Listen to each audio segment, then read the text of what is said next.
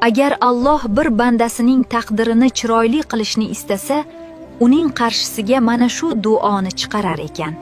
Agar hozir buni tinglayotgan bo'lsangiz, bilingki, nasibangiz tog'lardan oshib, siz tomon kelmoqda. Sizga o'rgatiladigan bu oyatni Hazrat Muso eng nochor, eng ojiz paytida o'qigan. U paytda Hazratning na uyi bor edi, na puli bor edi, na boradigan joyi bor edi. Lekin shu duodan keyin Alloh ularga ham uy, ham turmush o'rtoq, ham katta boylik nasib ettirdi. O'sha mo'jizaviy oyat shudir: Robbi inni lima anzalta ilayya min xayrin faqir. Ma'nosi shunchalik chuqurki, Robbim, menga tushiradigan har qanday yaxshiligingga nihoyatda muhtojman. Ushbu videoni yaqinlaringizga yuborib qo'ying. Unutmang, yaxshilikka sababchi bo'lganlar uni qilgandek savob oladi.